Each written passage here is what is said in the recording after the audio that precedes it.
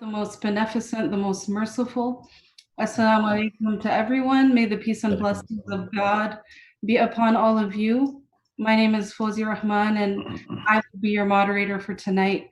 I'm going to start the session today with a verse from the Quran. It's a chapter 4, titled Women, verse 135. O believers, stand firm for justice as witnesses for God, even if it is against yourselves, your parents, or close relatives.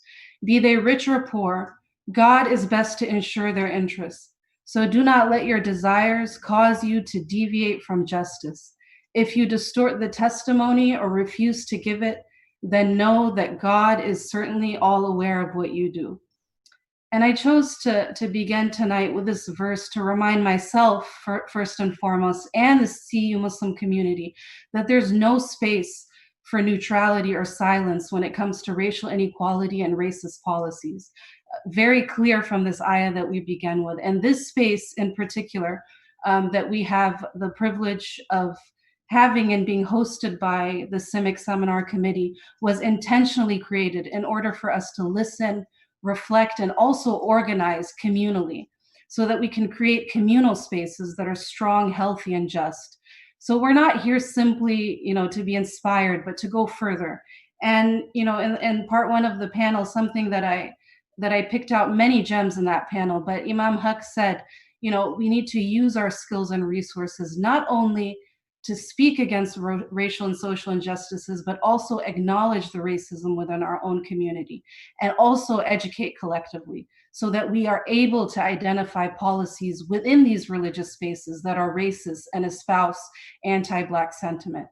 So, in part one, for some of you who may not have been able to listen, we were engaged in a conversation with elders in the Black Muslim community, that have been committed to dismantling systemic racism, but also at the same time had to navigate the realities of being Black and Muslim in America.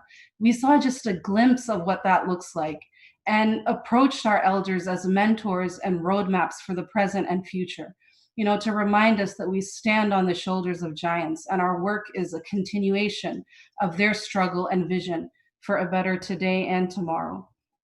Today's panel, which is part two of this series, and we hope to have some more parts in this, we take an interdisciplinary or transdisciplinary approach that brings together a young artist, three dynamic scholars, a historian, sociologist, anthropologist, with great knowledge and experiences around racism in the US context, also activism and community organizing. The format for tonight is we'll give each panelist about 20 minutes to speak. After all the panelists have spoken, we'll open the floor to Q&A. If at any time during this session you have a question, just feel free to submit it right away in the comment section on the CIMIC FB page or the CIMIC YouTube page. And we're going to try our best to get to as many questions as we can. So to kick us off, I'd like to introduce our young brother and exquisitely talented artist, Jamil Bridgewater. Jamil Abdulrahman Bridgewater is a graphic designer from Champaign, Illinois, currently living and working in Chicago. He graduated with a Bachelor of Arts degree from Columbia College Chicago in 2016 and studied graphic design and photography. His work spans between social commentary and the manipulation of photographs to tell stories. You all can see in the comments section, Takil will share with you his homepage if you'd like to see more of his work and you'd like to reach out to him for any projects you have or any sort of engagements. So I'm going to let our young brother Jamil take it over from here. Jamil. Alaikum. How are you? How's everyone doing? I hope everyone is doing well and safe and sound. I just wanted to introduce myself outside of a bio as an individual that likes to use their work and use their word in art to be able to protest and speak and stand on their beliefs. So I want to kind of go into these few pieces that I've created recently, just after George Floyd and some before as well, um, that kind of just speak on one, where we are, where we've been, and then also to just highlight the history, sort of certain icons and individuals that have spoken for um, our community and the people before us. So give me 1 second. All right, get this set.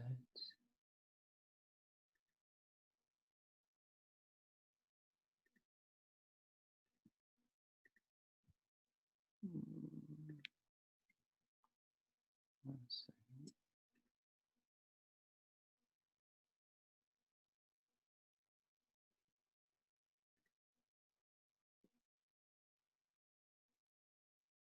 One second, it's telling me to go into my preferences, so I'm gonna set that up really quick.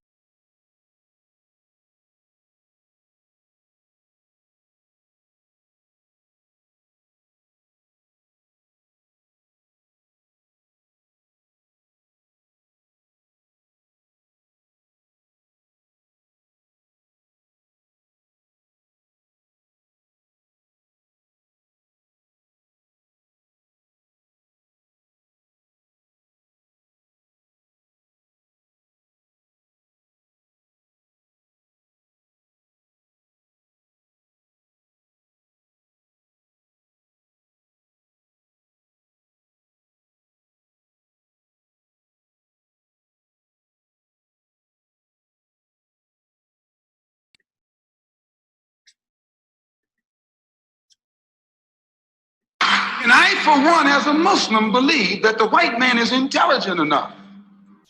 If he were made to realize how black people really feel and how fed up we are without that old compromising sweet talk. Stop sweet talking it. Tell him how you feel. Tell him what kind of hell you've been catching, and let him know that if he's not ready to clean his house up, if he's not ready to clean his house up, he shouldn't have a house. It should catch on fire and burn down.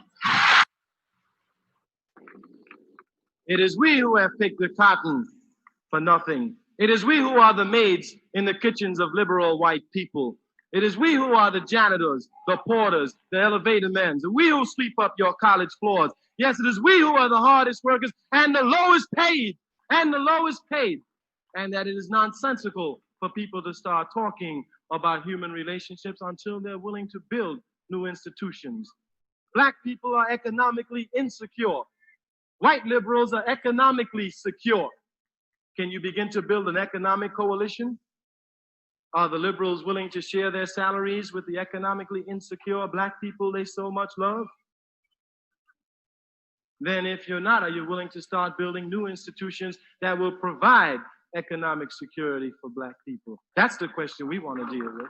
That's the question we want to deal with. In America, black people are treated very much as the Vietnamese people or any other colonized people because we're used, we're brutalized. The police in our community occupy our area, our community as a foreign troop occupies territory. And the police are there not to, in our community, not to promote our welfare or for our security and our safety, but they're there to contain us, to brutalize us and murder us because they have their orders to do so. And just as the soldiers in Vietnam have their orders to destroy the Vietnamese people. The police in our community couldn't possibly be there to protect our property because we own no property. They couldn't possibly be there to see that we receive the due process of law for the simple reason that the police themselves deny us the due process of law. And so it's very apparent that the police are only in our community, not for our security, but the security of the business owners in the community, and also to see that the status quo is kept intact. And Yes. So those were a few pieces, and that last piece is not mine, but was a very good point. I feel like to speak forward and highlight what art can do for our revolution, and is a quote by Tony Cadet, and I think it highlights exactly the points that I want to move forward with. And I feel like artists of all kind should take this time to um, pinpoint and move forward as well. So,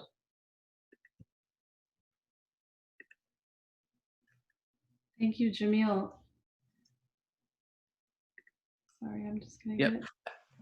Thank you, Jamil. Thank you for sharing that, those pieces and reflections as well.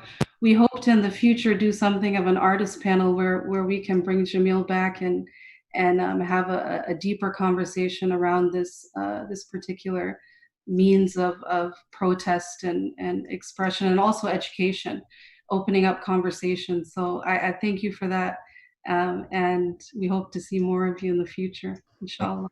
thank you, inshallah. Right. Again, if you have questions for Jamil, make sure you type them in the comments section on FB and YouTube. Our next panelist is Dr. Christian, expression and also education, opening up conversation. I hear echo. All right. Are we okay? Okay. Yeah. So our next panelist, Dr. Chris Spann, is someone who I've had the honor of sitting in one of his classes as a master's student. And learning a great deal from that course early on in my master's degree. I was focused on Muslim education in the US, and he very gently reminded me the importance of studying the role of the Clara Muhammad schools and also the Black community in paving the way for Islamic schooling and institution building, like our mosques and Islamic centers. So getting into the more formal bio, Christopher M. Spann is the Associate Dean for Academic Programs in the College of Education and a professor in the Department of Education Policy, Organization, and Leadership at the university. He is a historian of African American education, a co-editor of History of Education Quarterly, the #1 journal in his field, and in 2011 was appointed by the Chancellor as a faculty athletics representative for the Big Ten. His research interests pertain to the educational history of 19th and 20th century African Americans, and his scholarship is widely recognized in the varying fields in education. In 2007, he participated on a brief of historians as amicus curiae for the Supreme Court Consolidated Parents and Meredith 2007 school desegregation case. The case determined whether race could be used as a qualification for public school assignment at the elementary and secondary level. He's authored numerous book chapters and articles on the educational history of African Americans, and in 2009, his book, From Cotton Field to Schoolhouse, African American Education in Mississippi, 1862 to 1875, was published through University of North Carolina Press. It details the first schooling opportunities of African Americans in the state during and after the Civil War. He is currently working on, among other things, 2 books. One that details the educational history of freeborn African Americans during the antebellum era, and another that chronicles a brief history of schooling in the United States and why education should be a fundamental right guaranteed by the Constitution. We're going to put the link to Dr. Spann's book in the comments, but I will hand it over to him now. Assalamu alaikum. I hope all are well amid all the differing challenges and uncertainties that we have right now in society. And I pray that everyone stays healthy, stays safe, and stays positive despite all the challenges that we have. What I'd like to do is have a short conversation with you guys about a brief history of the African American experience, the particular challenges that they faced. And if you think of a funnel, you kind of start wide at the top of the funnel and then you get down to the base where the spout is. I want to start wide with a general history of the African American experience and then get down to the spout as it relates specifically within the African American Muslim experience in Central Illinois. And so to bring us through this kind of consideration, there's 3 things that I really want us to kind of emphasize here. And the first is looking at that long history of the African American experience in the United States. So we are literally in the 401st year of Africans being in what we would call the United States. The first Africans would arrive in 1619. There would be approximately 20, as the records show. And that demographic would grow to a little bit over 4.5 million by the time you get to the Civil War, which would be 200 and nearly 60 years later. And then it has grown again exponentially here to the 21st century that we're looking at close to 14 million African Americans. This is a long history, but a relatively short one when it comes to the concepts of freedom and the concepts of whether one would define their life as having some measure of equality or equity. So if you condense the African American experience into those 400 years, what you're looking at is literally 35 decades of slavery and segregation by law, 350 years, and then 5 decades of what we would define as freedom, but I want to put that in quotation marks, freedom from segregation and slavery by law. But the immense challenges that are tied to it and the cumulative debt that African Americans both experience as it was compounded by this kind of 35 decades of denial. And so most people aren't familiar with the African American experience at all. It's not taught in schools in any significant way. It's rarely taught in college. You can graduate a university like the University of Illinois without ever having to take a class on the African American experience. But nonetheless, it's arguably one of the most important populations in the history of the United States. Some of my more recent publications really point to African Americans, their existence in this country has defined everything in this country. So think of definitions in the meaning of citizenship and freedom at the time of the writing of the Declaration of Independence or the U.S. Constitution. And you can't have freedom without having slavery right outside the back door. So the people who had the privilege and the luxury to sit and debate conversations about what it means to be free were slaveholders, and they had other people literally doing their work, so they had the time, the privilege to sit and contemplate what freedom would mean and even revolt for their freedom in what we would call the American Revolution. So the African American experience is intricately tied to the American experience, and there is no America without African Americans. And so we want to just be front and center about that. And slavery produced everything that we have in America. But one thing it didn't produce was wealth for African Americans who were enslaved. And so you see that this long history of denial, forced denial, enslavement, led to the first days of freedom following the Civil War. But nonetheless, even within freedom and the ambition of African Americans to want to build something new, you could see the response on the part of society that was determined to put them in something as close to slavery as possible. And so we see segregation by law. Historians have come to call this Jim Crow. It was a series or system of segregation and legal restraints that denied African Americans from access to the fullest consideration within public accommodations and everyday elements of life. And so it's here that it wasn't just a system of segregation, it was a system of subordination. It wasn't enough for whites to have resources that were separate from African Americans or people of color. The people of color themselves had to feel subordinated. They had to know they were second-class citizens, and whites themselves had to know they were superior and that they were first-class citizens. And so you see how this played out within that series of a full century after slavery. And once you see, if students learn in schools about the civil rights movement, what took place in the 60s, you see a generation of Americans chipping away at these 35 decades of denial. And we still deal with the vestiges of that today. We still know that African Americans are disproportionately have lower housing accommodations. They have disproportionately lower economic opportunities. They are disproportionately undernourished. They're disproportionately undereducated. They're concentrated in the most high density impoverished communities. And so even when you think of COVID-19 and how it's impacting humanity right now, it's having an exacerbating and disproportionate impact on the African American experience because of the forced kind of denial that led to the forced communities and the forced limited resources that placed them into certain high density areas. It's not 400 years you can describe in 20 minutes. I want to be very clear, but it is very important that I think the everyday person comes to understand that history. So rather than looking at the individual and saying, why aren't they doing something?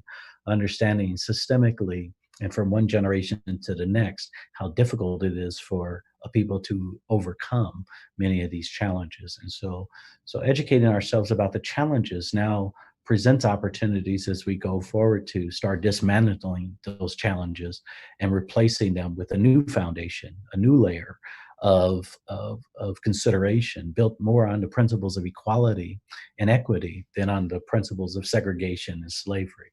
So we want to think about that as we go forward. So you think about our civic school and the young children that are in that school, for them to understand the history of the United States, if that's going to be part of their civic lessons, it shouldn't be fully inclusive of the history of the African American experience. Because here's the most interesting part of the African American experience. Arguably, no people in the history of the United States has believed in freedom and democracy more than the people who have been denied it. And so they become the living embodiment as to what individuals should do. So if you think of the time of slavery, there were people who enslaved people and people who were forced into slavery.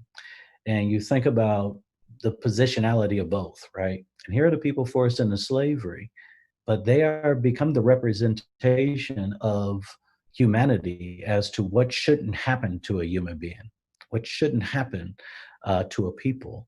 And yet, upon emancipation, you don't see the ill will, you don't see the harm, you don't see the violence toward others. What you see is a representation that says, if you give me an opportunity to be with my aspirations, I will go and be the best representation I could be. I've dreamt about freedom. I've dreamt about emancipation. I've dreamt about having opportunities all my life. So there is something to be said about the moral character of the Black experience that actually has been misrepresented historically in the United States, to the point that we have learned to fear Black people in this country. But if we've actually studied the African American experience, we would actually grow to have a sense of deep respect for African Americans because they are the true representatives of humanity, being put under some of the worst of circumstances that humanity has to offer, and still leading by example as to how people should proceed in life. Now, one response to this long history of denial within the African American experience of racism, of segregation, was African Americans converting to Islam. And this is an interesting point in American history because Islam was introduced into what would become the United States because of the transatlantic slave trade.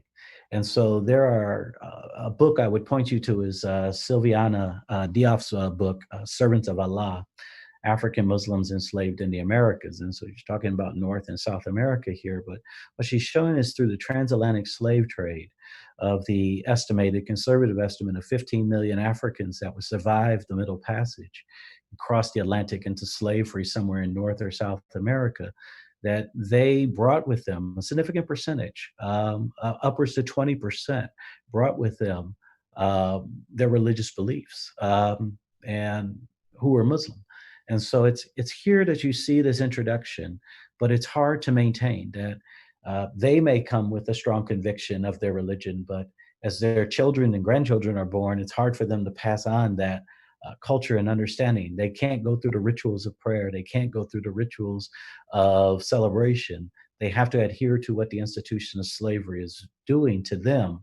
And by default, their children are learning more of how to become an enslaved person rather than how to be a good Muslim. And so you see how that, even though the people are there, it's hard to transmit that culture, that religion from one generation to the next. And so it slowly dies away. But it has revitalization in the 20th century. There are immigrants from other countries. For example, there's a gentleman by the name of W.D. Fard, and he is presumed to come from Pakistan. You know, they're fighting to become their own nation of Islam from India, you know, in this sense. And so you see the introduction of foreign-born individuals who are Muslim now introducing Islam to African Americans. And many African Americans are starting to pick this up. One of the most notable would be Elijah Muhammad in Detroit, who would come into contact with W.D. Farrar. And Elijah Muhammad would create the second largest organization in the history of the United States, the Nation of Islam. And one of the chief participants, spokespeople that we just saw from the brother who gave us this wonderful creative way to use art is Malcolm X. And so you see those two who are kind of anchoring kind of now this history of Islam and the African American experience, and they're kind of tying it forward as we go forward in the United States. And again, it's only second to the Black church in terms of a massive organization. Now, the Nation of Islam is not, what one would consider all Islam. It has both components of Islam, but it also is very much part of this movement that started in the early part of the 20th century by Marcus Garvey, Black nationalism. And it was here that you see kind of this push of this continuation of Black nationalism and racial pride and racial uplift within the community that's taking hold in front and center. It's very attractive to many African Americans. And so it's here, let me turn my email off here because I don't know if you can hear that, but I got a bunch of people shooting me emails now. But it's here that you see African Americans are starting to take this in consideration. So one of the things about the Nation of Islam that is attractive is that it is a call for self-determination, for African Americans to take ownership over the challenges that are facing them, and to literally delegitimize the notion that whites are superior and supreme and African Americans are inferior and should be subordinated. And so to have this sense of ownership of self, that even you, though you may not own a house or you may not own lots of property or you may not own a car, you can have possession of probably the greatest possession that you have in your life, which is your mind. And so you now control who you are because you are now thinking for yourself. And you will have control over your family and their outcomes and your community and their outcomes because you have this revolutionary way of rethinking the way America has told you to think about yourself. Well, the beauty of this is those tenets are tied within Islam as well. And so even though it may not be coming from Quran, we do see it coming from this kind of tradition within the Black past and the Black experience merging together in this thing called the Nation of Islam. Well, when Elijah Muhammad passes, and Malcolm X has already passed, there is a split in the Nation of Islam. One of the chief followers of Elijah Muhammad, late 1960s into the 70s, is Louis Farrakhan. And so you see this split of the Nation of Islam go one direction that way. The other is the son of Elijah Muhammad, Waruddin Muhammad. And it's here you see that split that takes place. And Waruddin Muhammad is really aligning many of the African Americans who came through the Nation of Islam with Al-Islam that's celebrated and experienced throughout the world. Well, many of our own within Central Illinois came through that Nation of Islam. They endured that kind of split that was happening within the Nation of Islam. And disproportionately, the majority of them followed Waruddin Muhammad in a direction that they would go with Islam. The beauty of it is, if you heard the testimonies of some of our pioneers in the African-American Muslim community last week, they were sharing very painful stories of what it meant to be Black in America. They're also sharing some painful stories of what it meant to be Muslim as well, and to be meted and greeted by individuals who may be from another country where Islam is the majority religion, the default. And then they come to the United States and they assume that African Americans are some of the stereotypes that have been raised, and they're now being taught, only to find that they're now perpetuating some of those stereotypes on African Americans within the community who have converted to Islam or taken the Shahada or who are Muslims longer than many of the folks had been alive who were just coming to Central Illinois for maybe schooling purposes. But it's here that you see their story become so central to this funnel story that I was saying, this large kind of opening at the beginning all the way down to this spout. Because it's their stories that laid the foundation for the transition of people who are Muslim in Central Illinois to be easier. They were the ones who were out and about in the community, raising awareness with people who knew nothing about Islam. They were the ones who were out and about raising money, moving Juma out of homes into Civic and raising the money and getting people excited about wanting to build Civic and have this as a community. They were the ones who had aligned a network from Champaign to Decatur to Peoria to Springfield to Danville. And along this kind of I-72, I-74 beltway, they built kind of a true Central Illinois community for others to feel like they're a part of. And you heard some of that being shared last week in the conversations. And they were also the ones to be the first brothers and sisters, the first members to greet our individuals who are coming from abroad, either for work or for school, to know that they can come into a community and feel welcomed and be heard and feel protected. They were the outspoken ones in after 9/11, when Muslims were being attacked and xenophobia was taking place and anti-Islam demonstrations and hate mongering was taking place. They were the ones who were front and center to ensure that no one would be harmed, or if harm happened, it would be minimal, it would be taken care of. So I say all of this to say that as African Americans today are dealing with continued persistent racial injustice, I think it's incumbent upon everyone to take a step back and look at this long history of the African American experience, not just as to what happened to them, what is still continuing to happen to them, and then think about our brothers and sisters who are in our community, who are pioneers, who ensured that we would have privileges and outcomes today that weren't necessarily guaranteed. They took the brunt of the storm, and they're still in some ways taking the brunt of the storm. But it's our responsibility today as that next generation to ensure that they are protected. They're our pioneers, they're our parents. And we will go and protect them to ensure that not only will the African American experience shift from all the harms that we've seen in the past to hopefully the progress that we aspire for in the future, but it is part of the laying of the foundation that's going to happen again in Central Illinois, within CIMIC, within the African American community, within Muslims writ large. So with that, I'll stop. And I look forward to questions at the end of this conversation. Thank you so much, Professor Span. I think that historical bit is something very necessary that our community, tends to forget about and needs to be reminded of, or maybe even some don't know about, to be quite honest, right? These very honest conversations need to start happening at the level of not just community, but leadership as well. Policy, you mentioned the Civic Sunday School. These are all, points that we need to take in and understand what our role can be in moving towards this more just and healthy community, which will be a benefit to all. So if you have questions for Dr. Span, please submit them again in the comments, and we'll try and get to them at the end. Our next panelist, Dr. Junaid Rana, I got a chance to sit in on one of his classes, Muslims in America. If there are young people on the college level, and even, I don't know if you could audit his class, but I've seen the syllabus. I sat in on a guest lecture, and it was a fabulous, again, giving context and then coming into the present. So really encourage you all to take advantage of these people and these spaces in the campus community. So the more formal bio for Brother Junaid, Dr. Junaid Rana is an anthropologist who writes about global capitalism, diaspora, racism, and social protest movements.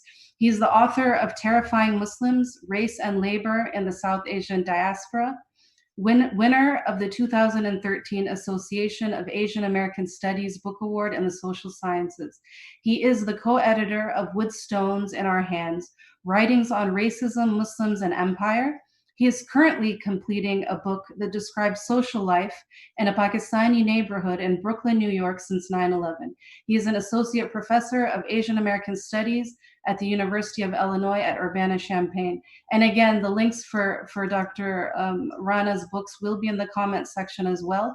So check them out for sure. So I'm going to hand it over to Brother Junaid.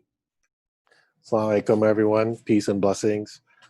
First, I'd like to thank Fauzia Rahman for organizing this and facilitating our conversation, for CIMIC for hosting us, and I'm joined by a number of esteemed panelists. I'm glad to be here with Evelyn and Chris, and thanks to Jamil for reminding us.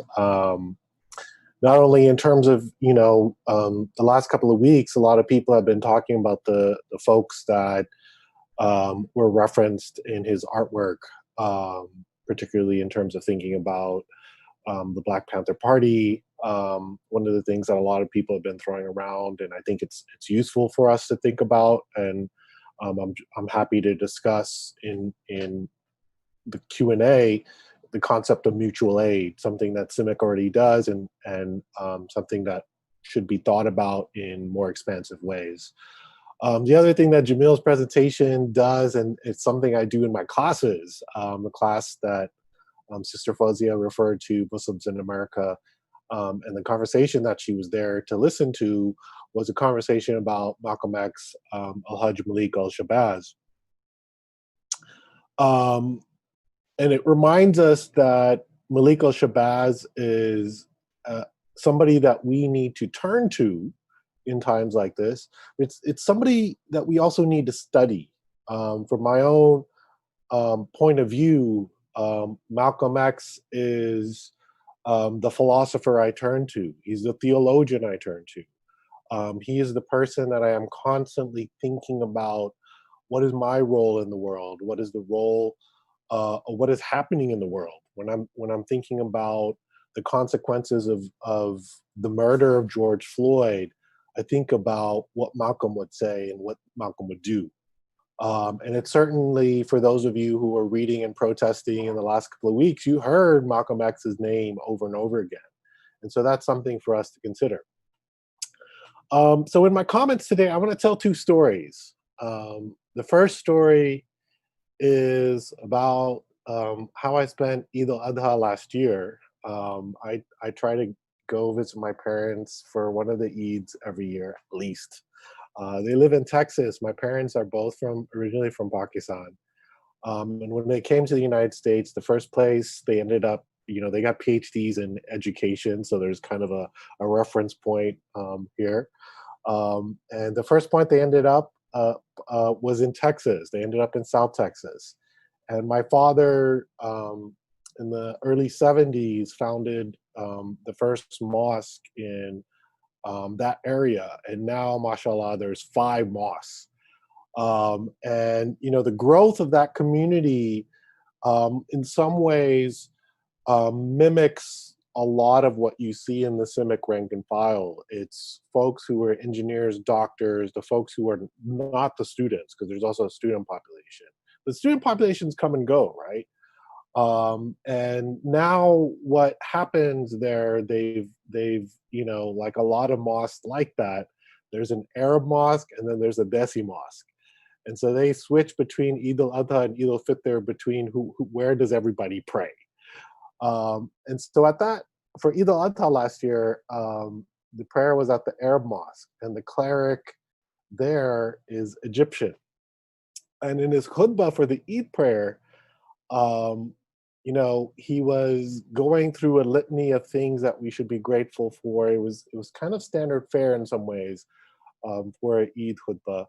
And then he led to start thinking about how all of us as Muslims should be thinking about the places where Muslims are facing difficult times. And you can imagine the places that he checked, right? So Yemen, Syria, Palestine, Pakistan, India, Indonesia, Somalia, Egypt, and then he came to the United States. And by the way, the cleric was giving his khutbah in Arabic. And so every 10 to 15 seconds, he would say something in Arabic, Egyptian Arabic, and then he had someone there who was actually translating for him because he wasn't comfortable with his English. So there's a translator going on. So you can imagine that I thought this was going to end there. And then when he got to the United States, maybe he would say something about the plight of Muslims. But instead of talking about the plight of Muslims, sorry, I just got a call. He talked about the pain of white supremacy, and how white supremacy for Muslims in the United States is something that we have to think about in the way that we think about violence abroad, the way we think about fascism abroad, authoritarianism abroad. And these were the words that he used and then that were then translated. For me, I was a little bit astonished. I had grown up in this community. I knew many of these people. I knew this imam. I've known this imam for a long time. And so I was a little bit surprised. Surprised because, not because I didn't know, I was surprised because I've gone to these communities and, many times they've asked me to come and give a talk to the young people, give a talk on a Saturday in the mosque. And often the talk is, they ask me to talk about the history of Muslims in the United States, what are the things that people are facing. We often talk about bullying in schools. We talk about that a lot. We talk about racism in schools and in the workplace. How is it that Muslims face racism, and what does that exactly mean?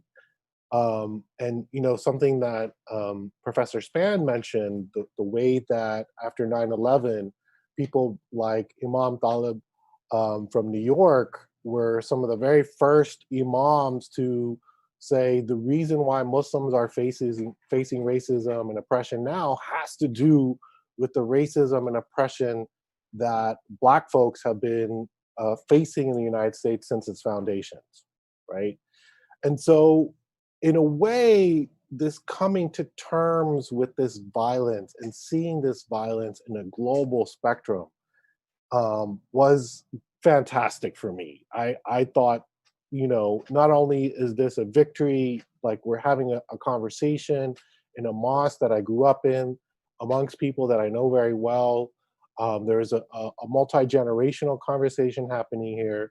And also, I should remark that in a lot of the talks I would give, I was talking to younger people, right? People who were growing up in the United States, second, third generation youth. Whereas the first generation of immigrants, often they were concerned and interested about these concepts, but had a tough time understanding it, right? And often when we think about racism and even white supremacy as a concept, we either think of white supremacy as something historical that's in the past that we've left behind, or racism as something that's very individualized, right? And another thing that I wanted to sort of articulate in terms of how we should think about this is that even as we think about the very foundations of the United States and some of the laws, right? Professor Span mentioned freedom. We can also talk about the kind of notions and articulations of what it meant to be a citizen, right? The very first declaration of citizenship in the United States that emerged in 1790, right? In the Immigration and Nationality Act of who was allowed to become a citizen, very specifically stated that it was free white men, right? Free white men. And this is a very specific term from which all of US law, then when you think about it, it goes back to 1790 and this articulation of who can be a citizen and who's considered an alien, right? And I often talk about this in my classroom. What does a free white person mean, right? In the context of 1790, free meant that you owned property. You weren't in debt bondage. So if you were an indentured servant, there are a lot of white indentured servants, right?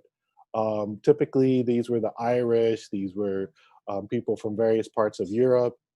Um, White only specifically in 1790 meant Anglo-Saxon, right? It didn't mean French. It didn't mean, again, Irish. It didn't mean Eastern European. And person did not mean person in the way we think of it now. Person meant man, right? Who had voting rights, right? Who had the right to own property.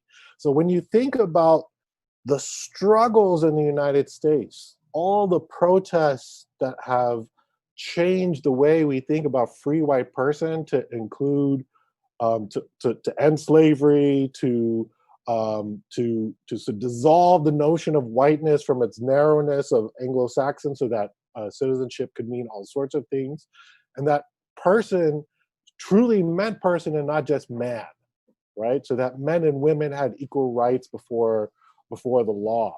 These were all struggles that happened and we're still fighting over today, right? Because when we look at the video of something like the murder of George Floyd, we see that George Floyd was not considered human, right?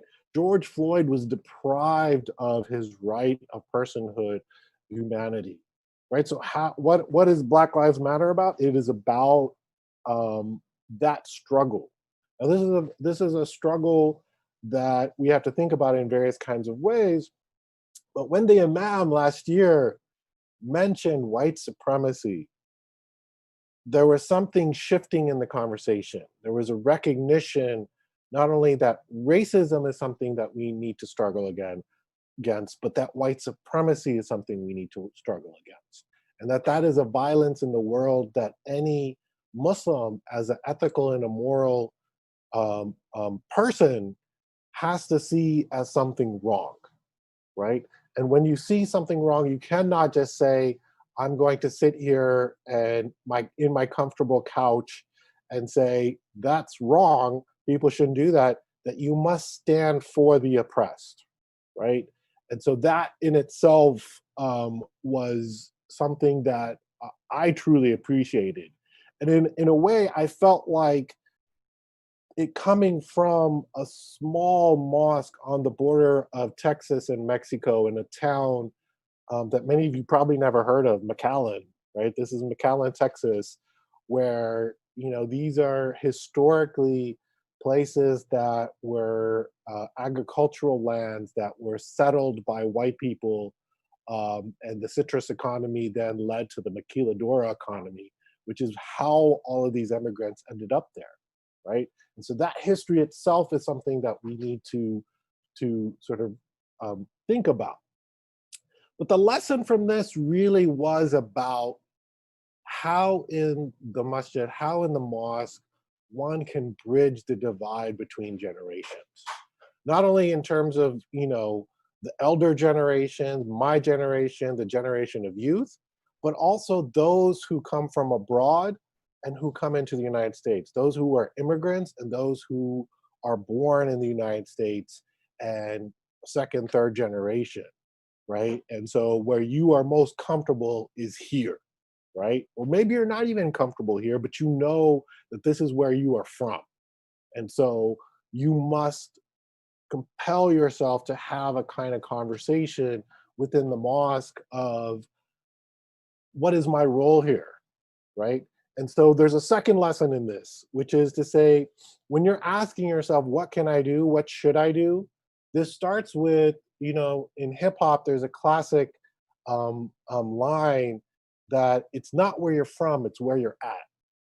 And the whole notion of where you're at can mean multiple things.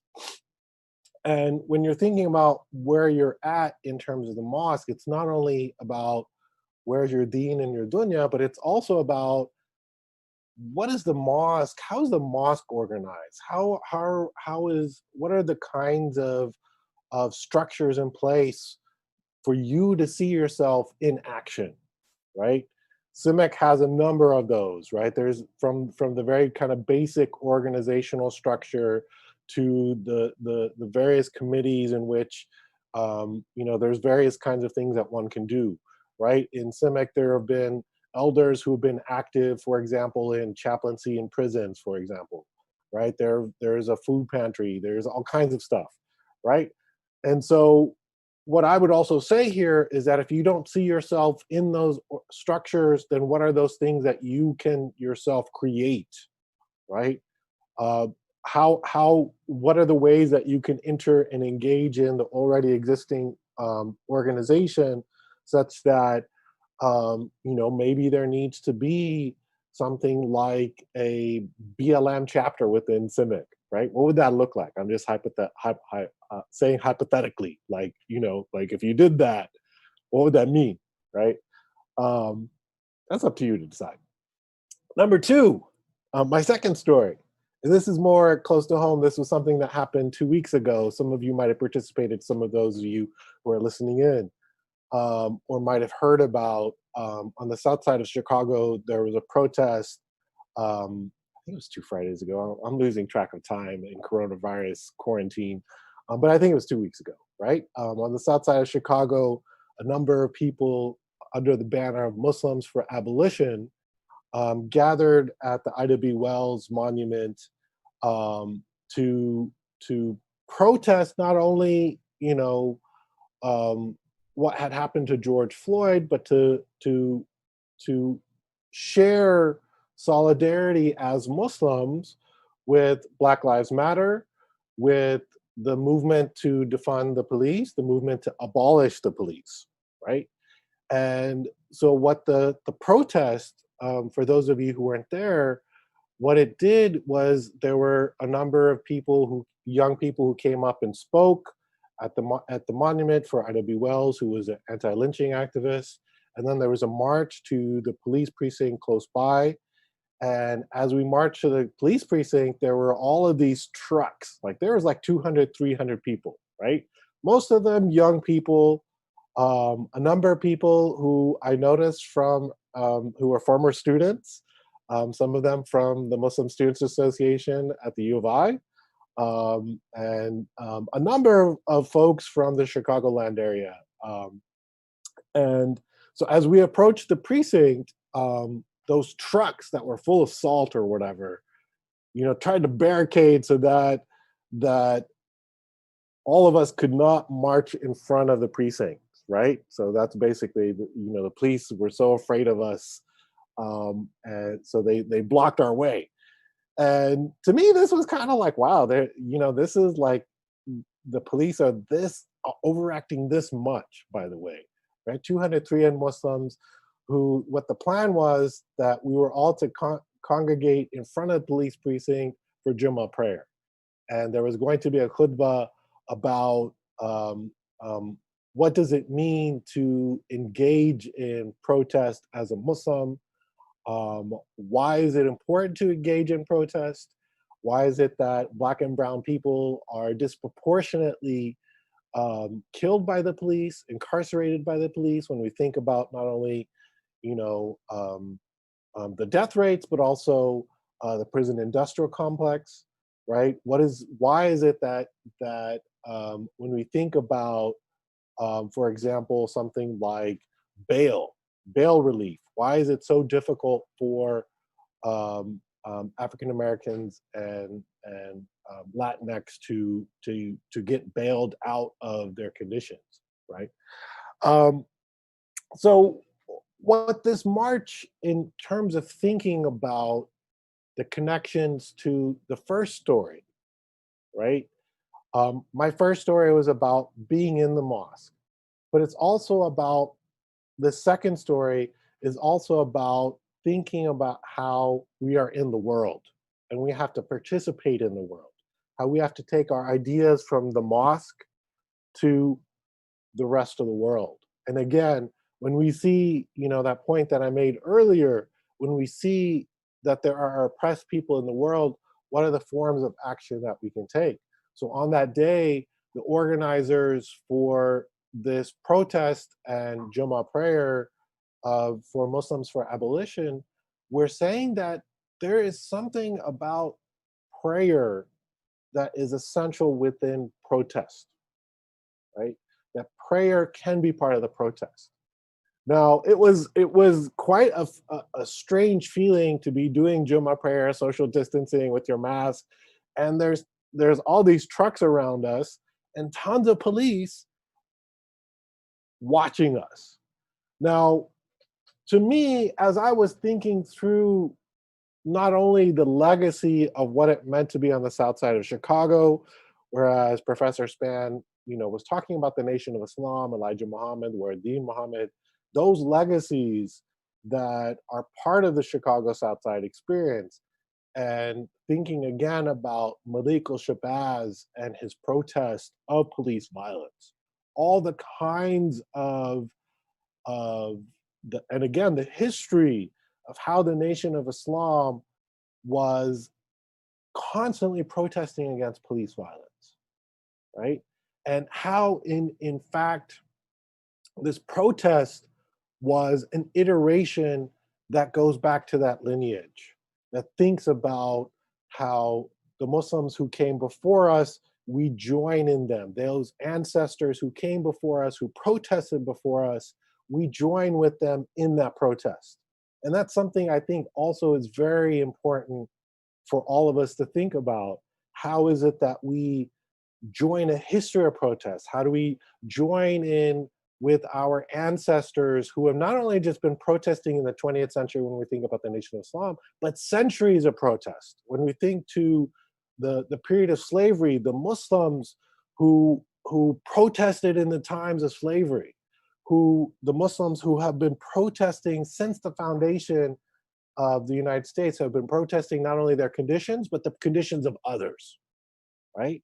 And so these are all kinds of food for thought that I hope to spur others in this conversation, not only to think about the ways that one can act upon those things that you learn, right? You sort of educate yourself on, you read up on the material, you read the autobiography of Malcolm X, you read the writings of various people, Sylviane Diouf, Servants of Allah, which is a brilliant history. There's lots of books that one can turn to, lots of histories that one can turn to, so that one can sort of become more attuned to the histories that we belong to, but also to think about how it is that one can take action in the world, right? Following the lead of others who have come before us.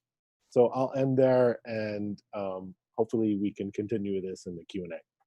Wonderful. There's questions popping in, so hopefully we'll get to them. Inshallah, Junaid, so many gems here, and one point in particular that, this idea of you can't stick in that safety net of just education and reading every book you get your hands on. That's not to say that that's not an important step, but moving past that and realizing how we are in the world, and really finding where you are at and how you can move forward, and in terms of organizing in your community. Lots of food for thought. So I appreciate that, and I hope we can. There's the questions that came in. Again, please keep the questions coming. We hope to address them. And I also want to give a little plug here for, mashallah, his brother Junaid, but also his wife, Dr. Mariam Kashani, who's also in our community and is doing amazing work with her team and her organization called Believers Bailout. And I'm going to ask Takia to put the link there, because this is an organization that you can get involved with in terms of education, action. All of those points come together. So I really encourage you all to check that out. And saying that, we're going to get to our next panelist, Sister Evelyn Reynolds. And I really don't know how to introduce Evelyn, because she's somebody who is I feel very close to. I feel not just a friend or a sister, but also a teacher, a mentor, somebody who really puts into practice that education bit to action. And she's not afraid to tell you, how help you and tell you how to improve. And so, those sort of friends are difficult to come by. and also she's an academic as well. So I'll read her more formal bio. Evelyn Reynolds is an associate professor of sociology at Parkland College in Champaign, Illinois. She has taught sociology at Illinois State University, Illinois Central College, and Heartland Community College. Evelyn is an activist, formerly a lead organizer with the Black Lives Matter Global Network and founder of Black Lives Matter Champaign-Urbana. She is currently working with anti-incarceration campaigns that seek to end cash bail and abolish prisons and jails. Evelyn has spoken about racial and social issues on numerous radio broadcasts, including NPR's WILL, and has been interviewed by various media sources such as Foreign Policy magazine. She has had articles featured in publications such as the HuffPost, Next Avenue, and Truth Out, and she is editor of an introduction to sociology textbook titled A Sociology Reader, Foundational Concepts for the Introductory Student, which is set to come out in the near future. Again, Takia will provide you with some links to some of her work that we talk about here. And now I'm gonna pass the mic on to Evelyn. Assalamu alaikum. Peace, everyone. Again, I just want to express my gratitude for being here and in great company. So thank you to the CIMIC Seminar Committee for hosting these panels, which are so essential now and always. So I want to speak a little bit about the need for cultural change in partnership with systemic change. If we don't change the way that we think, then we can't change the way that we behave. And we most certainly need to dismantle and transform our systems and our institutions in our society. But we have to be mindful of the fact that there are individuals who operate those systems. And so that individual personal work is so critical, and culture plays a piece in that. So when I'm talking about culture, I'm thinking about various components. And so I'm thinking about things like ideologies, right? Ways of thinking. I'm thinking about belief and value systems. Culture deals with narratives, which are so important. Language, imagery. Jamil, he talked about the role of art in social movements as forms of expression and resistance.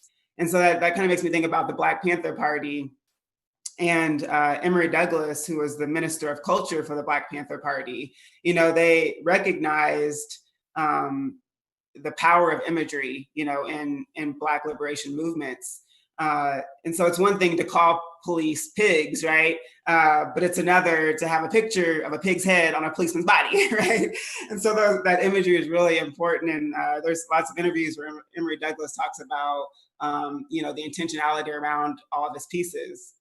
So I really appreciate art and the place that it has, and especially Black liberation movements. And Jamil, your work was awesome. I really like that a lot. So I want to talk a little bit about the role of culture in sort of politicizing identities, and then a little bit of discussion about intersectionality and identity politics and how those things can be used to dismantle, some of these oppressive systems and propel our justice movements forward. So when it comes to identity politics, ironically, it's somewhat of a controversial subject. It's ironic to me. I've always thought it really strange that there's, kind of on one side, there are folks who believe themselves to have identities that shape their experiences and their opportunities and their access to resources. And then on the other hand, there are folks who believe that people are using their identity as a form of victimhood and as a way of not taking personal responsibility. But in my opinion, identities have always been, political in this country. Our social institutions have always, politicized identities. They develop policies and laws and even social arrangements, based on race, gender, sexuality, religion, class, et cetera. And so identity politics has been the foundation, really, of a lot of these systems of oppression and privilege in this country. And so what culture does is perpetuate and maintain, ideologies around identity. And there are many cultures present in our society, many cultures present in the world, but there's also a dominant culture. And in the United States, the dominant culture is very much pro-white, anti-Black, very much pro-men, anti-woman, pro-capitalist, anti-collective economics, pro-Christian, anti-Muslim, etc. So these dominant culture ideologies shape what our media transmits and how our social institutions operate. So these identities don't exist in isolation. They intersect and they have a role in the overall experience that people have in this world, in this country. And this term intersectionality was developed by a law professor, Kimberly Crenshaw, in 1989. And she used it to kind of analyze the role of race and gender in discrimination law. So this was actually, intersectionality was originally a legal term. And I think that that's really important to know. And I think that says a lot about the political nature of identities as well. So, my identities as Black, as a woman, as Muslim, as middle class, all come together to shape my experiences in this world. And that's not only important for, just kind of educational purposes and just kind of for me to better understand myself and for others to better understand me, but it's also important in determining what my needs are and what the needs are of people who share my identities and what we need to be full, thriving members of society. And that's where the social justice component comes in. In order to liberate oppressed people and balance power and better distribute resources, we need to understand these intersections. So yes, I'm Muslim, but non-Black Muslims need to understand that I'm a Black Muslim and I'm a Black Muslim in the United States, right? And I'm a convert also, right? And that has a role. I'm not a native Arabic speaker, and that places me in a particular position that's very important. So these identities have an overwhelming influence in, the ways that I move in this world, the ways that I'm able to practice and live my faith. It has, implications for my safety, right? It shapes my relationship to you. And I wish this wasn't the case, right? I wish that we could, fully embrace all of our differences and our uniqueness without it being sort of tied up in this embedded system of rewards and penalties. But that's not the reality that we live in. And I also wanted to mention along the lines of intersectionality, Angela Davis in a recent interview, kind of talked about intersectionality, the intersectionality of movements and how we can start to think about intersectionality in a more broader way by thinking about how social movements for justice intersect. And so how our movement, say in the US for Black Lives, how that connects and intersects even, with the freedom struggles of folks in Palestine or, Somalia or Yemen or all over the world. And I think that's a really interesting and useful way of thinking about intersectionality as well. So I think that it's important that we center, culture more in our justice movements.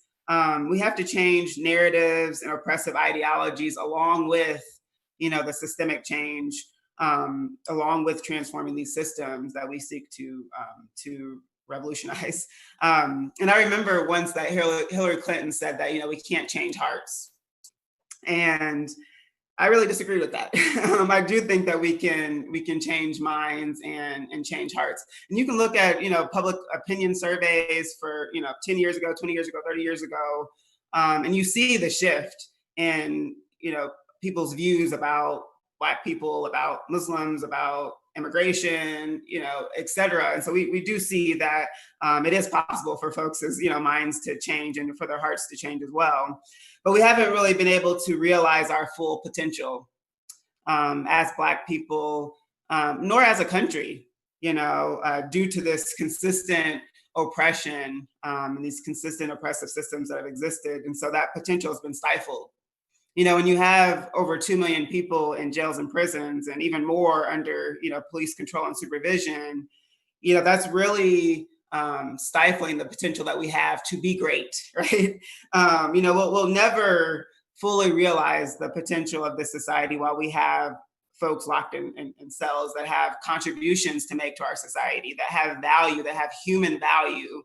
and we just toss them to the side. And there's no way that we can move forward and be our best selves individually, collectively, as a nation, as a world, as long as those systems are in place. So I totally believe that we need to abolish our so-called justice system. So I think we should surround ourselves more with youth and children and dream and imagine what a different social structure could look like. And I know that Junaid was kind of alluding to this as well. Let's not use our identity differences as barriers, but as assets, because that's what they are. And unfortunately, in a lot of justice movements, and I can speak more particularly to like a lot of recent Black justice movements, these generational differences have really been an impediment to our ability to work and to accomplish the goals and tasks that we'd like to accomplish. And that's an issue that we really need to address in order to kind of realize our fullest potential and to achieve the goals that we seek to achieve. So I think I'll end there for now. But thank you. Yes, thank you, Evelyn. Actually, a question popped in, so you can just stay on and address this question. And then I have another question for Junaid. So for Evelyn, the question is, what is one of the biggest setbacks that prevent our communities working towards dismantling racism and white supremacy? Good question. The biggest issue. Our communities from addressing racism and white supremacy. I don't know which communities are being referred to in that question either, but I think there's definitely a lack of education and understanding. That's like always always an issue, and a lot of justice circles and movements that I've been a part of actually make study groups and reading and studying like a part of the movement space. And so that really highlights how important that is to just educate ourselves, but also kind of expand our social circles and become more familiar with people that have different life experiences than us. And so those are kind of the obvious impediments that I can think of. But I also think, especially in the US, we have certain comforts and luxuries that make us more complacent than we should be. And so, that's another thing that I would add. Just now, people are acting like this is the first time that there's been social upheaval or something. This isn't the first time. It's been going on for as long as this country has existed, and as long as since slaves were brought to these shores, it isn't anything new. But I think that recently it's this culmination of COVID-19, the impact of the Donald Trump presidency, right? And all of that has brought us to the place that we're in right now with social upheaval. So it's not just about Black people dying, because Black people have been dying for a long time. They've been getting murdered by police for a very long time. So it's that along with all these other things that are happening, but now it's starting to touch more people. And so more people are starting to get involved and starting to actually care a little bit. So I think that, in the context of the US, we do have some luxuries and comforts and illusions because our media shuts out, important information. And you really have to dig to find truthful information and kind of a broader perspective on issues. You have to look outside of US media. So, we run up against those sort of barriers too. So I hope that. No, that was the answer. The other panelists want to chime in on this question. Does anyone, Jamil, Brother Chris, or Brother Junaid, more than one to add? Let me just jump in real quick just to reiterate something Evelyn said in her presentation, which is, I think one of the biggest issues around racism and white supremacy is lack of imagination, right? And one of the things that is a huge hindrance, and it's even a huge hindrance when we think about our other pandemic, right? Coronavirus. We think that when coronavirus is all figured out and they get this magical vaccine, that life is going to go back to normal. I really don't think so. And even if it did go back to some kind of normal, it wouldn't be the same normal, right?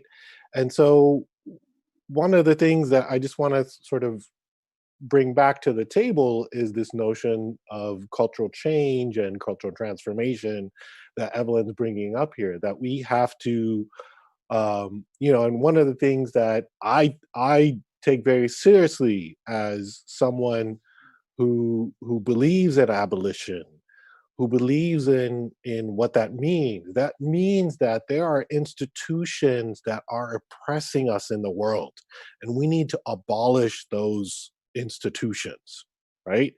And without taking seriously what that means, we have to imagine some other world without those institutions. So when I say I'm an abolitionist and I oppose the prison industrial complex and I oppose prisons and I oppose police, it means we have to imagine a world that can survive without prisons and police, because we are structured in a way in this world that we live in to thrive and live off of police and prisons. And that is an unjust world to me. Hmm. Does any of the other panelists, I think the point about the lack of imagination is so, you get that question, so what would that even look like? Can we even take our minds there? And so, this is Yeah. some of the, yeah, I hear somebody on the Oh, line chime I, in. w- I was going to say that I want to appreciate all the panelists and the conversations that they were sharing, but even just the way they're thinking about this question. We've never tried in the United States to dismantle racism. We are 4 centuries into denying that it exists from the majority population. We're 4 centuries in misunderstanding the permanency of how it exists. It's kind of trying to explain to fish, as someone said in a previous conversation of these discussions, it's trying to explain to fish what water is. Um, they really don't know what water is until they flop onto land, and then without it, they struggle to try to understand it. But it's just an ingrained feature in our society that when we think of something white, we associate it with certain attributions. When we think of something black, we associate it with certain attributions. And I think we have to have an honest conversation about what that is. And I think that conversation starts, as Evelyn had shared, that we have to start by educating at the earliest of age the permanency of racism, the fact that denial has gotten us not very far, and that we have to now treat it as a sentiment that turns into a behavior, that turns into a policy, that turns into an outcome. And understanding that systemic process, and then re-educating ourselves to say if it can be built in racist ways, and it can also be built in anti-racist ways. And so giving people an alternative to that understanding. Nelson Mandela, he once said, "It all seems impossible until it's done." And it may seem impossible to dismantle racism, but my own research shows that we've dismantled slavery and we've dismantled segregation. I don't see why it would be impossible to dismantle racism. We just have to use our imagination and then stay true to the course. Yeah, when you think about young children and even this idea about anti-racist education, taking it forward too, it's like, it's not that it's not something that's born, but you breed children sort of towards this understanding. I think what I'm trying to say, and maybe not the best words, is that, being afraid to talk to children about race at a very young age, being very like, no, no, no, it's not the time, it's not the place. We find ourselves sort of, saying these things that, oh, it's almost of even saying the word racism in front of a child, people start to get uncomfortable. So, this conversation, there's so many other ways that we can sort of build on it too. But I'm going to go to another question that was posed earlier, Junaid, to you. There's two questions, so I'll just read out both and then you can sort of decide which one. They're not related, I guess. But the first one was, do you think some of the incentive for racism in those economies was economic? And this was when you were sort of talking about the historical bit. And then the second question, more towards the end of your presentation, what if you need to change the structure of the way of doing business in a masjid, in a mosque? So these are the two questions. I'll let you pick which one you wanna. Um, The short one is yes and yes. So just to get more specific about the first part of the question, or the first question, this is something that scholars refer to as racial capitalism, right? The notion that the way that we've naturalized capitalism as the only economic system, and that capitalism is all the same, um, those are all fictions. And the way that scholars think about this notion of racial capitalism is also in the context of both in Europe and in the Americas, that capitalism depended on the concepts of race and racism, right? That people had to be racialized so that they could be exploited. And we see this even in COVID-19, right? So you see Black and brown people who are over and against the largest populations of essential workers. They are also the largest population of those who are facing mortality and morbidity rates that are out of control. Right? In Chicago, you see that Black people are disproportionately getting coronavirus. You see it also with Latinx people. But that has a lot to do with their roles in the workforce and their roles in terms of how they are exploited as workers. So again, I think this pandemic of coronavirus has exacerbated conditions that were already there, right? We just kind of live with that stuff, and now that they're at the fore, they're right in front of us. The question is what are you going to do about it, right? The kind of conditions that George Floyd faced were something we saw a few years ago with Eric Garner, right? And the situation was slightly different. And so it's not only different in that the protests were much bigger. We haven't seen these kind of protests historically in the United States. They're very different in that way. It's also a question of, it's an open question for me, is what's going to happen with these protests? What's going to be the kinds of specific changes that happen? The second question, in terms of changing the business or the way that the mosque is run, again, I think that goes back to, we often think that the mosque is run a specific way because that's the only way to do it. I've been in been in a lot of different mosque communities. Because I travel a lot, I see a lot of different mosque communities, whether it's in California, the West Coast, East Coast, Texas, St. Louis. Mosques are different everywhere, and they have so many different models. There isn't one set model. Certainly when the elders run things, and elders often do run things, there is this idea that, there's a set way to do things and that's it. But that doesn't mean that 2 or 3 people can't get together in the mosque and do something different. That's all it takes. Yes. I'm gonna leave it at that for that question.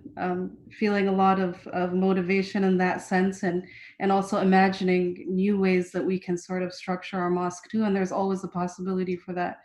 And that's this great group of young people. So I'm going to turn to Jamil because there's a question for you, Jamil. The question is, what is your inspiration for your art? I think the inspiration for my art is my upbringing and my background and what I've run into in my time.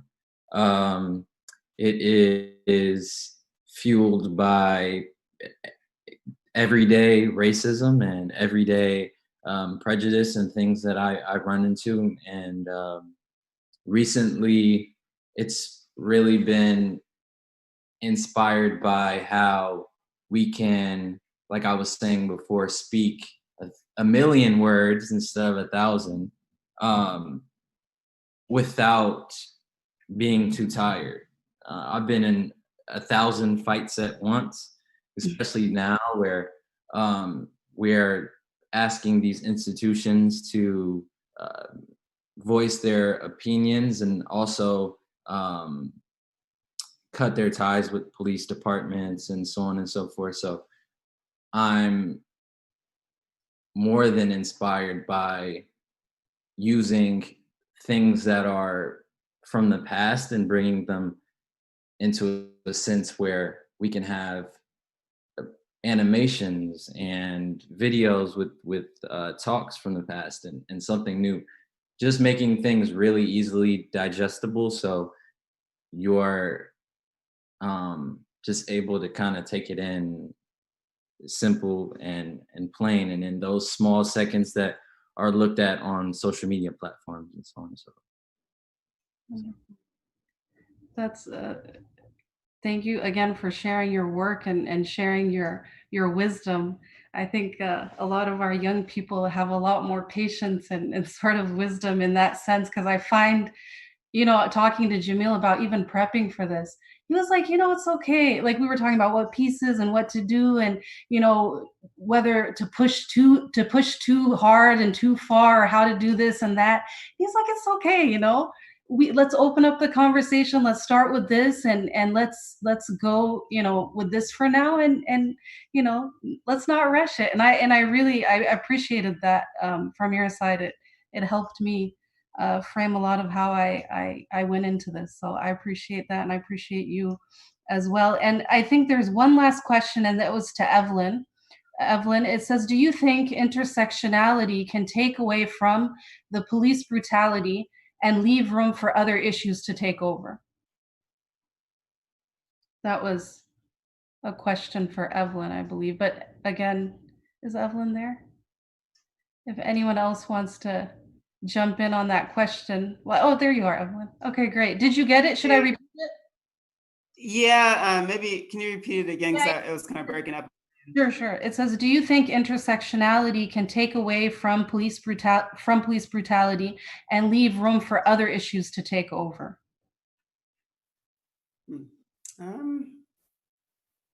Leave room for other issues to take over. So if we kind of think more about intersectionality, would that lessen police violence? Maybe that's another way of framing that question. I think that the way that we approach abolishing police and using sort of an intersectional lens in our approach to abolishing police could be useful, because their violence, it's multifaceted, but I guess we can use the murders, the killings by police, is very gendered, racialized, right? Even class-based. They typically, are killing poor folks, men of color, namely Black men. And so I think that there is a place that intersectionality lens is really useful in thinking about the ways that we abolish police. So I think that there is some utility there. And I think that, just kind of thinking broader about the ways that we address justice issues can kind of chip away, more at these systems that we want to dismantle, more so than we have in the past. And so, for example, if we think about civil rights legislation and just different, sort of legislative changes that have happened over time, a lot of them have benefited middle-class folks and upper middle-class folks, benefited men, and benefited people of specific criteria that are more aligned with kind of the dominant society, more aligned with white folks, and not been so helpful to other folks. So I do think that there is a place for that. Now, the last piece was and bring forward other issues. Fauzia, was that? And leave room for other issues to kind of take over. So, stifling the police brutality bit and just kind of, diluting that sort of. Yeah, I think that it could be, I think that it could definitely be useful in abolishing police and really bringing about more effective, sustainable change too. And then, we can focus on some other, which we should always be focusing on, because when we're talking about abolishing police, then we're also, we're talking about abolishing that system, but that system is connected to the educational system, it's connected to our government, so that even these systems are interconnected. And so, if we focus on that, then that's going to have ramifications for other issues and other systems as well, I think. So. Great. Does anyone else want to chime in? Dr. Span? Yeah, can I comment on this just for a second, because I appreciate everything Evelyn shared, but I it just triggered a memory in me right now. Today is Tamir Rice's birthday, a young boy who was gunned down by the police. He was 11 years old outside playing with a toy gun. Um, Someone called the police on him, looking out a neighborhood window. The police showed up, and within seconds of arrival, they fired upon a child with a toy gun and killed him. And so, when you think about the concept of intersectionality, right? Part of the concept is recognizing the whole person, not just an element of a person. So, like in this context, the police saw a black child. They concentrated on his race. They didn't really concentrate on the fact that he was even a child. Um, the person who called the police, who weaponized, this sense of their fear of blackness, who called the police, and then the police became the authority figure to protect that fear of blackness, and then it led to the death of a child. And he would be 18 years old today, literally. So I can't imagine a family that's grieving because of the loss of a loved one in a senseless way. And I can't imagine a community still trying to come to grips with the fact that there really was no reform to what happened to this child in this community. And if we think about having an opportunity to engage the police, to talk with them about how we want to see reform, that they start to see the whole person in intersectional ways, that they could see these individuals even as a member of their family. But if this was your nephew outside playing with a toy gun, would this be your first response? And so thinking about the discretion that it takes to de-escalate a problem before you take that step that caused this problem and the future harms, right?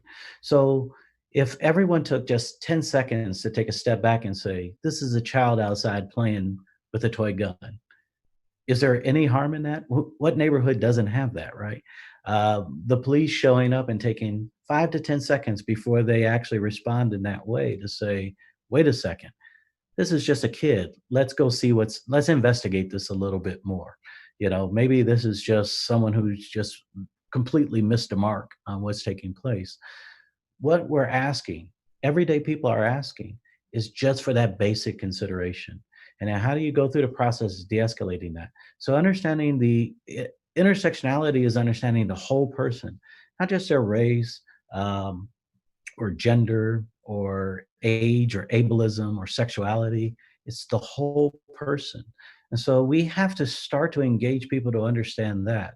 And even with the officers themselves, if I'm pulled over at 1 o'clock in the morning, which I shouldn't even be out because I go to bed at 9:30, but let's just say I am out, right? Or any of one of us are out, and the police pulls you over, they have to understand as they're walking up to my car, they're about to engage someone who's Black in America, who's had a long history or come from a people with a long history of where white supremacy and police violence has just harmed African American people writ large.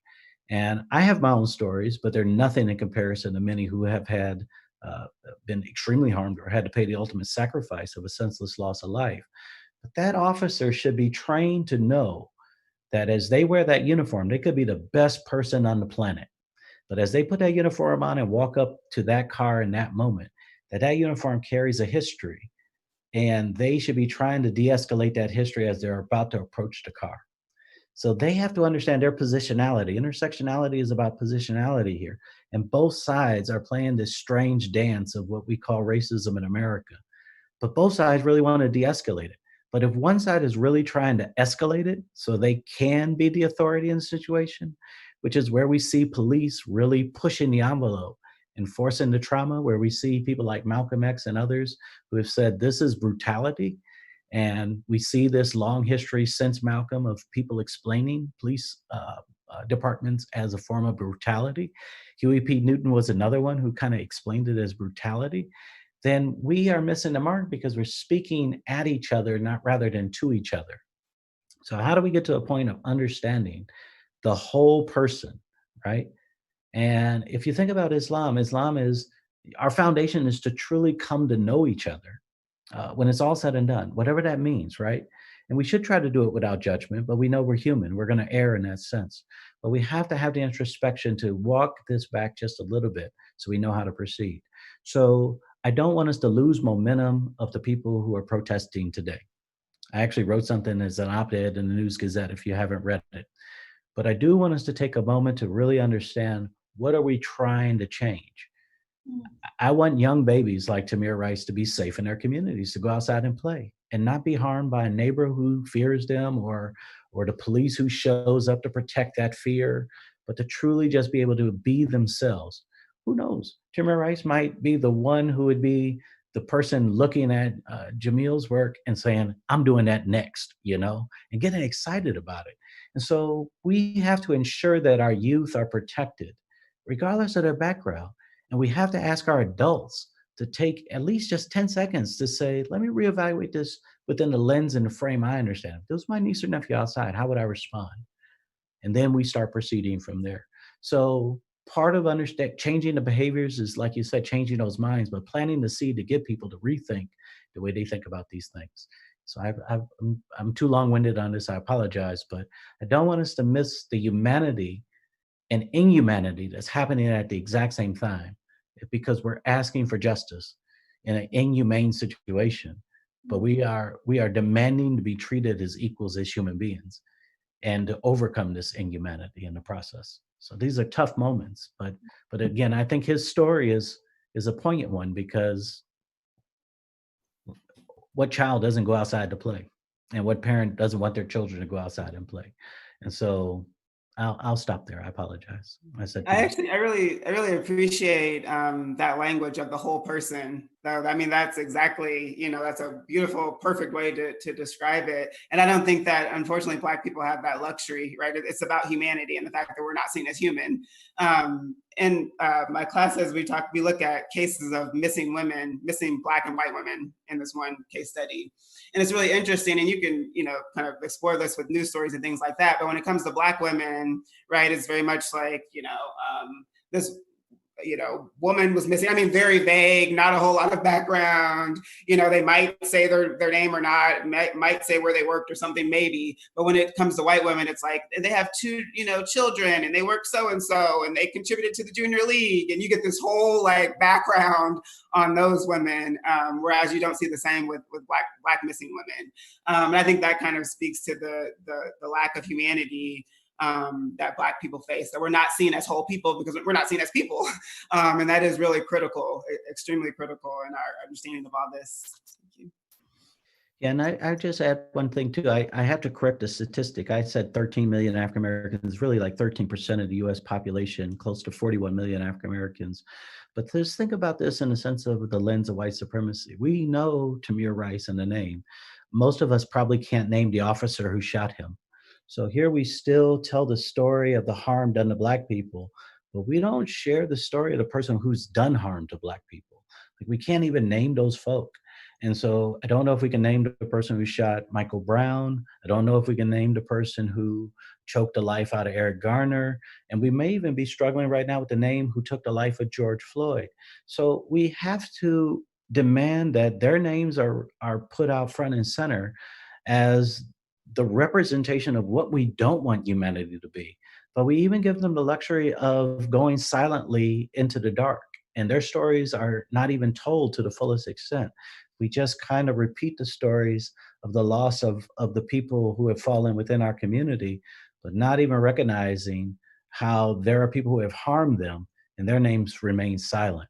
And so we can't give like a Timothy Loman who took the life of Tamir Rice the luxury of going off in some quiet corner in America to kind of live his life out, knowing that he took the life of someone within a community, a child, and now that community is still suffering the outcomes from that. So when you think about white supremacy, that still falls within that sense of protecting the white psyche, the white community from the harms that they have even imposed upon other people of color. And so we see how it's played out, whether it's through the media or this disremembering of even these events themselves. So I think these are all important things that as we go forward, this is part of that reimagination and re-education that we have to go through to ensure the outcomes that we want. So we have to begin to rethink the way we think about these things to ensure the outcomes that we want. Thank you. I think we're just about it for time, but I just wanted to push back a little and invite Brother Junaid, to maybe respond, and then we will close it for the session. But there's this conversation, just to push back a little, about, is police reform enough? And how, again, sort of thinking anew, right? That is there something that could come in place of what's currently there and what we're used to and what we're comfortable with. So Junaid, I would like you, maybe, if you don't mind, if you don't. Oh yeah, sure. I was actually, I mean, I think, it's not only just, the question of reform, because police departments have been, inundated with trainings over the last several decades, and this argument around reform and changing the police has been going on for a long time. It also reminded me of another thing, and I hope just if we can just take 3 minutes to think about this, because in the case around George Floyd, one of the things that people notice very immediately is that the shopkeeper who called the police on George Floyd was Palestinian, and he was Muslim, right? And Mustafa Bayoumi wrote a very excellent op-ed a couple of weeks ago, or maybe it was a week ago, in the New York Times, explaining what happens with shopkeepers. And it's very interesting, because it's not only, the shopkeeper could say, look, this person is using counterfeit money with me, I don't care, and just say whatever, and just try to go to the bank and say, look, this is what somebody did, I don't know who that person was. But there are specific laws, abatement laws, that require shop owners to call the police whenever they think there is a law being broken. And a lot of these counterfeit laws are very specifically target Black and brown people and their communities, right? Because again, these shopkeepers the immigrants are usually are the kind of like the middlemen, as they're referred to, between sort of these Black and brown neighborhoods and the police themselves, right? So the whole point of thinking about what this means is that the shopkeeper, the Palestinian, the Muslim, essentially becomes an arm of the police, right? That means that you have to call the police, otherwise you might be shut down by the city for breaking the law, right? Because those abatement laws require you to report these felonies. Now, the whole point of this is that structurally, there's a problem there. You're already targeting Black and brown bodies and not seeing them as human, right? You're already considering them. George Floyd was already guilty before he was put before any kind of crime. There was no notion that he could see his day in court, because it was already assumed, the way the law's constructed. And this is also another way to think about intersectionality. The law constructs certain bodies in a way that they're not really given any notion of rights. And so that's, I think, one of the bigger problems in terms of thinking about the police as a force, but also the powers that they're given, right? And so I do think that, it's not a reform question. It's really, abolition requires us to rethink what are our laws doing? How are our laws giving certain people power over others to kill them, essentially, right? And so that would be the question I would ask. And this isn't necessarily, I do think that what Professor Span is bringing up, these are a number of questions that it's, you can't go immediately to abolishing these police forces. There are steps that need to be taken.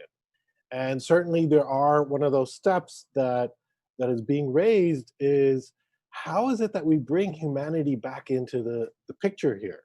Why wasn't George Floyd given his humanity? Thank you. We would love to carry this conversation, and maybe we can find a way to do that, but we're going to stop here. We went a little bit over time, but we were good, just 15 minutes. So I thank the panelists. I just want to end by thanking everybody. This wasn't me, this was a team effort. Again, the work that we're invested in with our bodies, with our emotions, with our resources, everything it has to be a collective effort. We didn't get to talk about the idea of mutual aid, but all of these things, to keep doing the work, keep doing the educating, and also the action items. As a community, we hope out of this to create some sort of a document that we can take to our leadership and talk about policies and structures that are in place that we think need redoing or even starting from scratch. So this is a great start. I want to thank the CIMIC Seminar Committee for providing us the space. And I know a lot of points in this conversation, many might have felt very uncomfortable, but I'm happy that in that uncomfortability, we can learn, we can grow, we can take this as an opportunity to sort of think beyond our own perspectives, our own positionality, and who we are and what we can bring to the table. So with that, I'm going to sign off. Thank you, everyone. We hope to bring you all back very soon in person by the will of God. And again, thank you again. So that's it from this. Thank you. I like. Flag. Thank you. I like them.